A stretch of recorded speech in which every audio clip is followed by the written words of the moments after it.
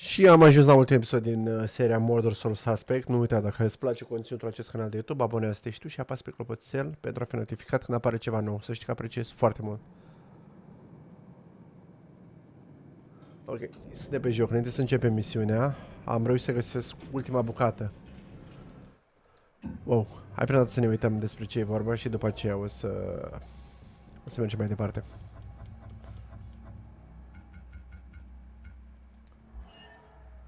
Salem wasn't the most exciting place for a couple of rambunctious 13-year-olds. And playing with my friends after school, they usually required a healthy dose of imagination to spice up the underwhelmingly bleak landscape.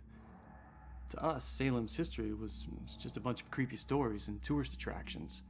I mean, witches didn't exist, we all knew that. That's why Robbie Barnes was the laughingstock of the entire school. He actually believed that they were real. Looking back, I wish I hadn't teased him so much. Maybe then he'd still be alive. I forget which one of my friends actually came up with a plan to prank Robbie, but it didn't take him long to get us all on board. My job was to find an example of an old spell. I mean, it took me all of 15 minutes. And the library had practically every book ever written on the subject.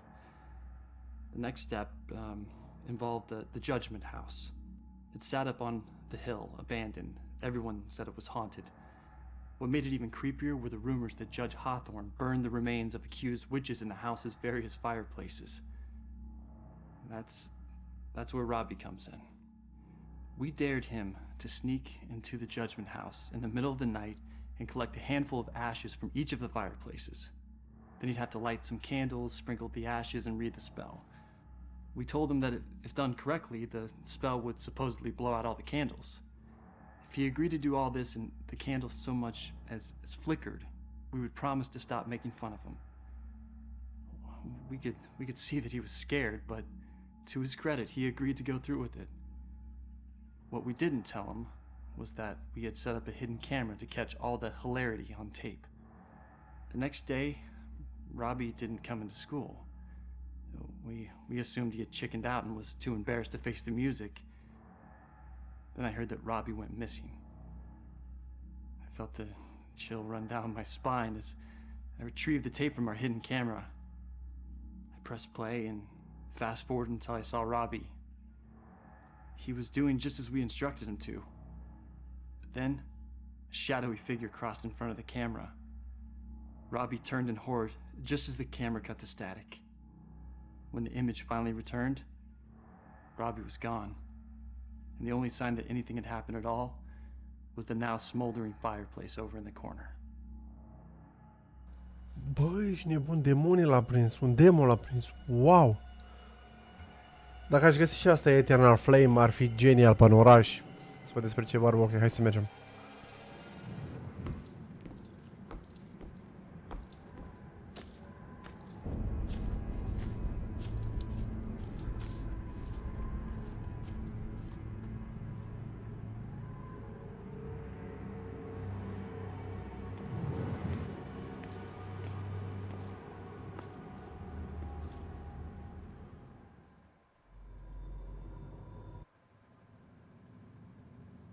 Nu știu mă dracu se întâmplă. Poate reușesc să găsești ultima chestie. Despre ce e vorba cu gas scan-ul ăla, știi? Ok. Ba. Aici am fost. Da. Mergem la Muzeul de Istorie din Salem. Băi, dar înainte de a face asta, vreau și Eternal Flame, sunt curios. Ce s-a întâmplat? Cum s-a ajuns la așa ceva? De ce miau-ci ești aici? Am fost aici, miau-ci meu frumos. Am fost... Da. Chiar aș vrea să știu și despre ce vorba, dar se pare că nu, băi, n-ai cum, băi. Nu.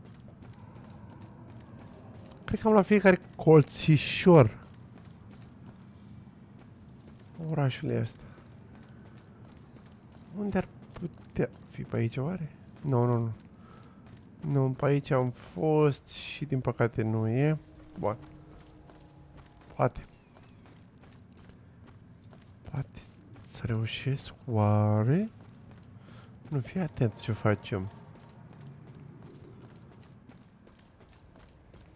Sper că povestea e destul de interesantă, ca dacă nu, mama dracului pe ăla cât am căutat eu aia. Ce-ar fi amuzant să nu o găsesc, știi? Mor, ești nebun, bă, ești nebun? Na, că am găsit altceva. Na, am căutat ceva, am găsit altceva. Da, foarte tare.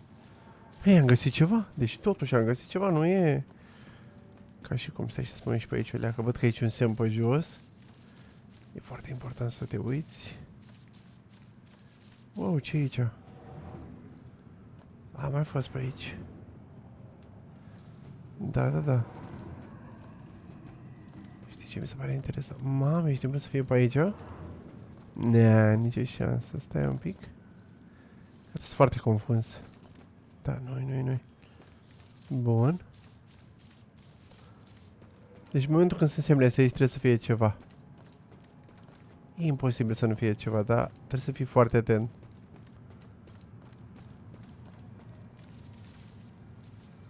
Ok. Wow, ce-a apărut ceva aici. Such a harsh refinement. Da, nu mai știu să găsesc așa ceva, dar știi care e faza? Este mai mult interesant de ultimul indiciu. Wow, nu-i?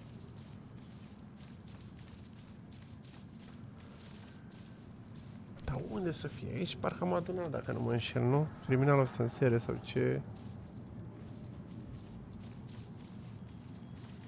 Da, am adunat, desigur.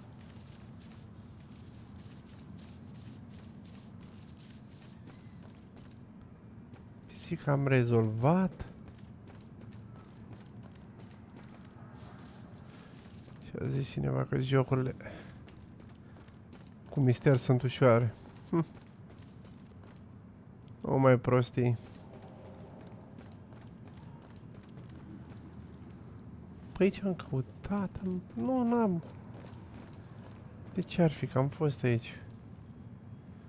Nu, pisicuții. Era și pisica acolo. Să fie motan. În fine.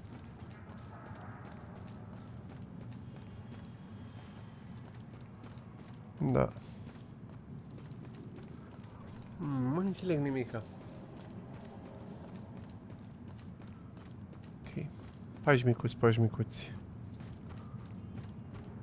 Bă, ești nebun, nu s-a spânzurat aici. Lasă-o, dracu. De ce faci, mă, așa ceva? Bă! Viața e simplă și frumoasă.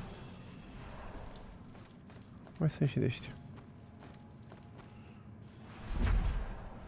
Aici am verificat. Nici nu știu, să fiu sincer.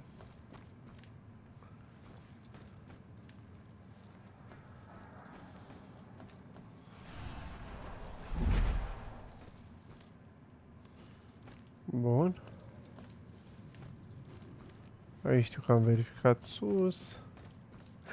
Dar atunci aveam teleportare sau nu, că n-am verificat? Nici nu știu, hai că vedem acum.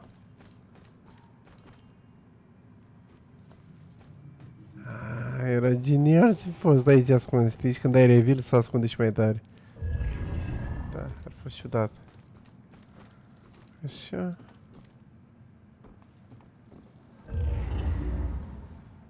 Da, din păcate da. Ok. Am făcut și treaba asta.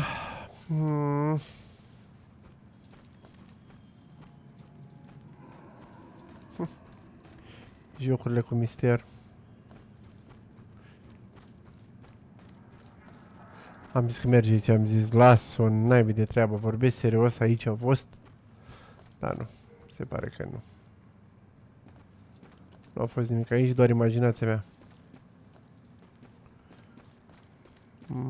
Era mișto să apară aici. Pasă R2 să găsesc alt desen de-a lui Abigail. Da. Desigur că nu. Pe aici? Pe acolo? Unde să mă mai duc? Na, pe aici am fost. Am fost sau nu pe aici? Nici nu mai știu. Nu cred că am găsit ce căutam eu. Da. Da, cred că am găsit. Gata. Da. Gata, hai să văd. I've seen them by the side of the road. These unkept, smudged, hopeless people holding cardboard signs. Sometimes they have props. Baby stroller, a pet, gasoline can. Something to lend credence to the thin fiction that they need money for something other than booze. It was a man with a need gas sign with the red gas can on the ground that I saw when I drove into Salem 6 unlucky years ago today. Tried to ignore him, not making eye contact, but I was stuck at a red light and pretending he wasn't there was getting really awkward. So I reached into my pocket and pulled out $2, rolling down my window just a crack. Here you go, buddy. I pushed the money through the opening of the window. That was when, for the first time, I really looked at his face, or what was left of his face. It was a single eyeball just looking back at me, bulging out of a charred skull. I was absolutely frozen in terror until the blackened shape of uncovered finger bones reached out to take the money. And that's when I let it fall to the ground and slammed on the accelerator. I didn't even care that the light was red. In the time since then, I've picked up pieces of the legend. A shell-shocked war veteran, unemployable and alcoholic, became a familiar sight in Salem, begging by the roadside. Citizens stopped giving him money, thinking he would just move on to a bigger city. He responded by creating one of the most traumatic spectacles in town history, setting himself alight in the middle of town during evening rush hour. Ever since that roadside encounter, I've been seeing little wisps of flame out of the corner of my eye, like brief flashes that are gone as soon as I turn my head, sending nauseated chills through my whole body. Is this tormented spirit following me now? Whether he intends it as a blessing or a curse, I just want to be as far as possible from this horrifying specter. Wow! Na. Oh, ce? Foarte tare. Bun. Hai să mă duc la misiune acum. Gata. Cred că am adunat toate prostiile. Hai să mergem la muzeul de istorie din Salem. Mamă, și unde era aia? Băi, și m-am învârtit, și m-am plimbat. Fie rar, mamă, unde era? Da. Interesantă poveste, sincer, nu mă aștept la așa ceva. Și mi s-a părut genial toată chestia. Bă, las-o dracu de ușă, de care part m-am plictisit eu. Sau ce face la ușă? Da.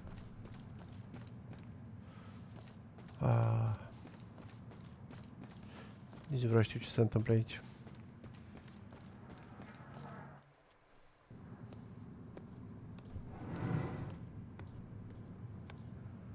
No one deserves to be murdered.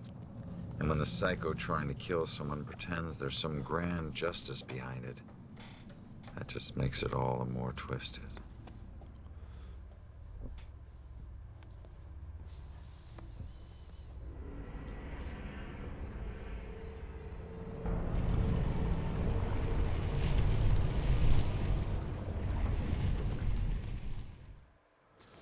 Ferimar, Dumnezeu, ce se întâmplă aici? Băi, lelelelea.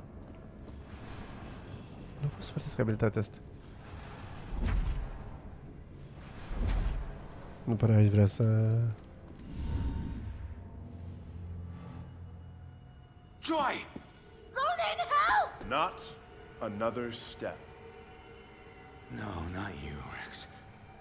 This has nothing to do with her, Abigail. Oh, but it does.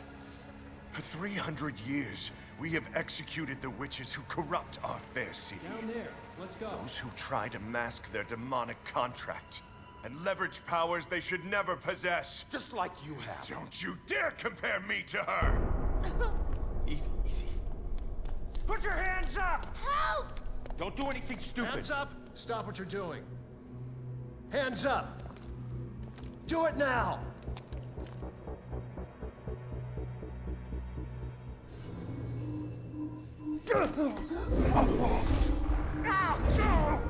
Abigail, stop!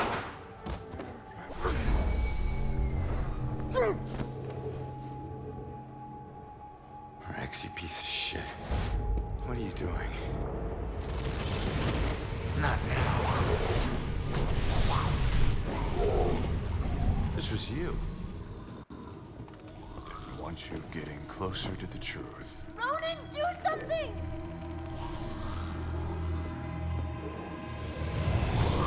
Hold tight, kid. I'm on my way.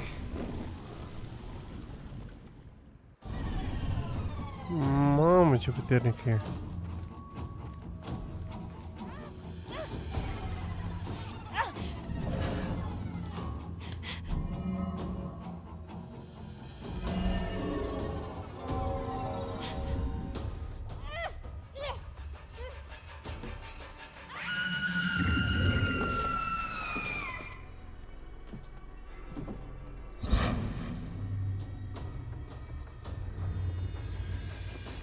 It's over, Abigail.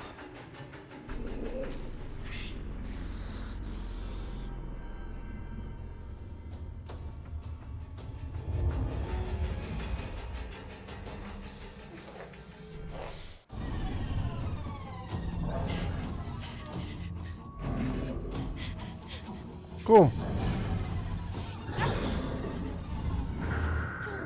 No! No! No! Joy! La dracu.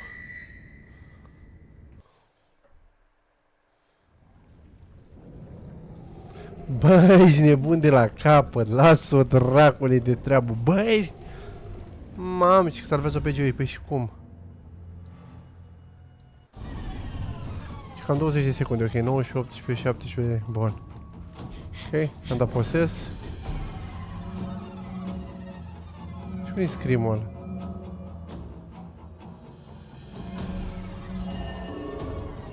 Sunt mai puține chestii am văzut acum.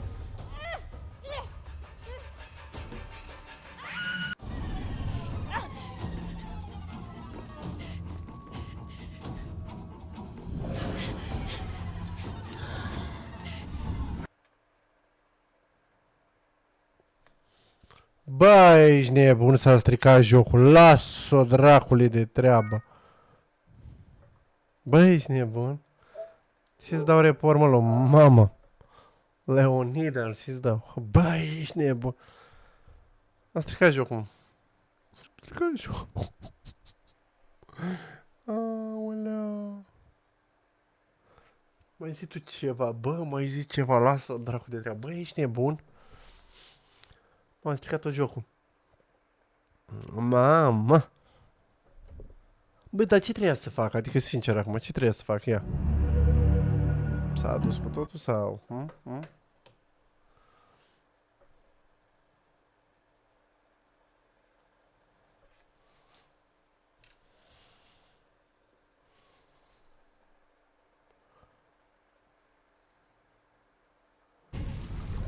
Oh, very mare Dumnezeu.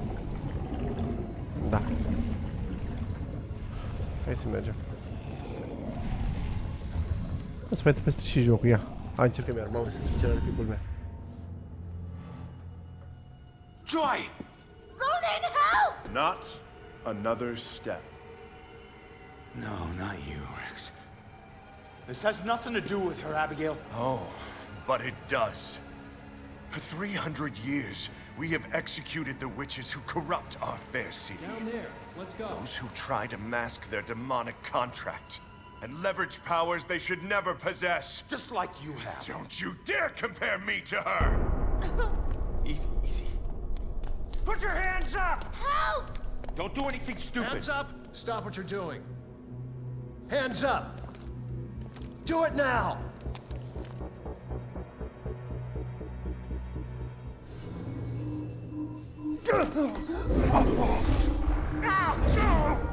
Abigail, stop!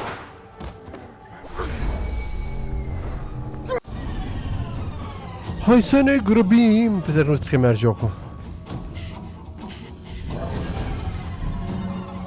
Mamă, te rog, nu te mai... Nu te rog eu.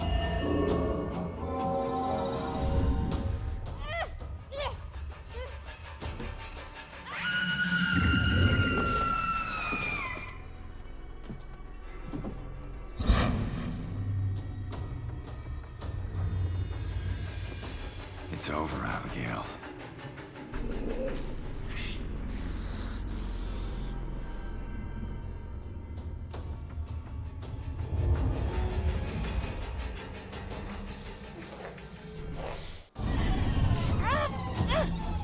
Ce pot să fac?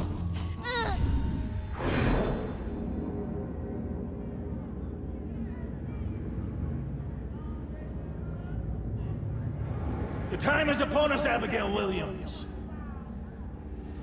No. You scourge of Salem. It is time to pay for your sins! This can't be happening. You want to use memories against me? Two can play at that game.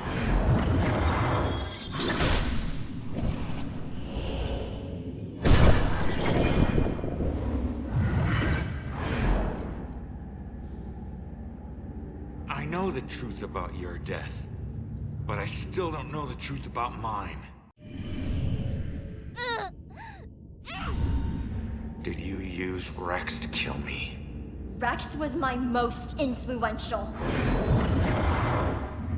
The most respected, the most feared official in town. Of course I did.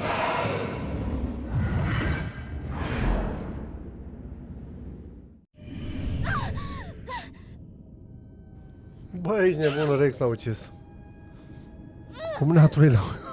Oh, oh, oh. How could Rex have done it? Rose's killer had blue eyes. I didn't use the same killer for every murder. Baxter.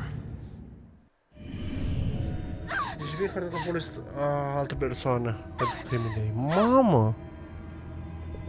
Dar ce l-a ucis pe Baxter, hai să vedem. Why did you kill Baxter? I eventually kill all the killers I use.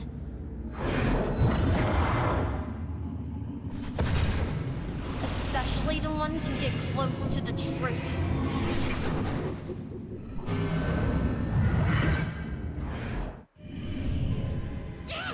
Acum de ce mi-a ucis pe mine, trebuie să întreb, nu? I wasn't close to the truth in the apartment. I wasn't one of your killers. Why did I have to die?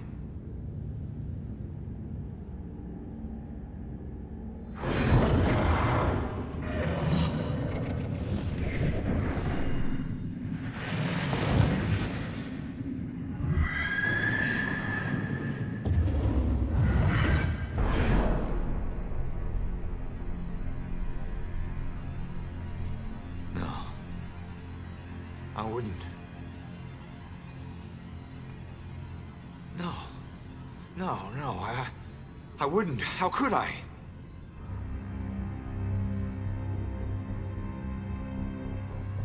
You made me kill her.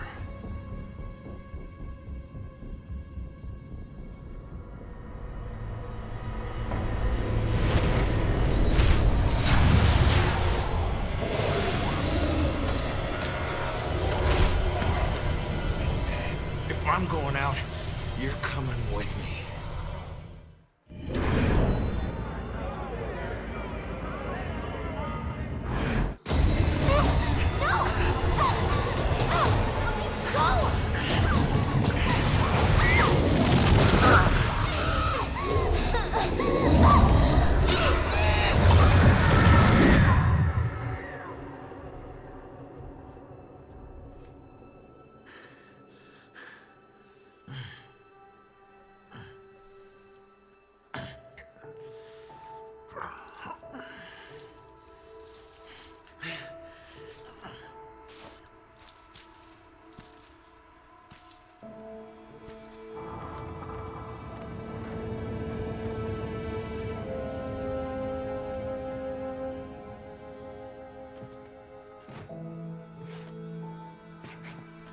We all got a dark side, sometimes obvious, sometimes not.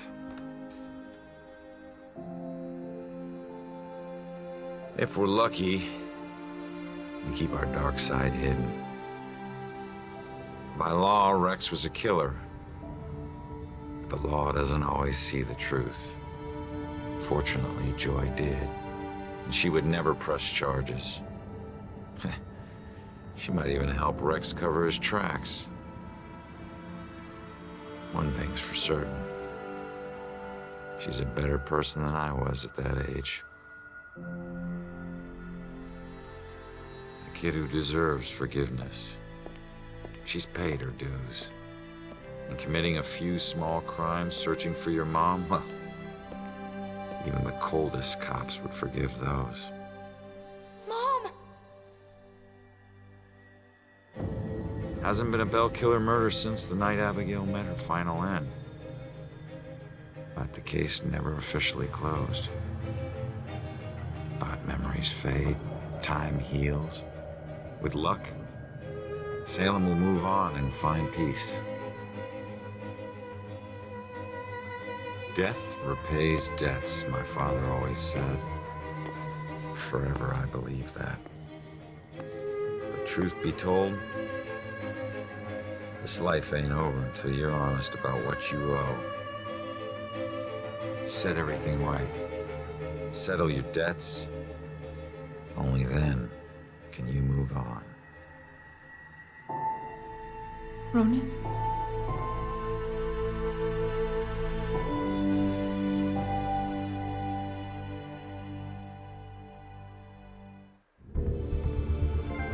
Sincer, nu m-am așteptat prima fantomă care o întâlnesc să fie criminalul în serie. Ferie mari Dumnezeu. Păi și ce-s cu bucurile astea? Am stricat jocul de 3 ori până acum, cred. Ce mama dracului. Oricum, recomand jocul. A fost un joc foarte distractiv. Chiar dacă e din 2014 sau nu mai știu cum. E foarte old, ca să zic așa. Dar recomand, sincer. Mi s-a părut foarte interesant. Și povestea cu cinematicurile alea, când adun chestii, 11 bucăți, 20 și era fiecare zonă, secția de poliție avea povestea ei și toate cele. Ok. Mulțumesc că ai urmărit seria Murder Soul Suspect și te aștept la următoarea serie. Numai bine!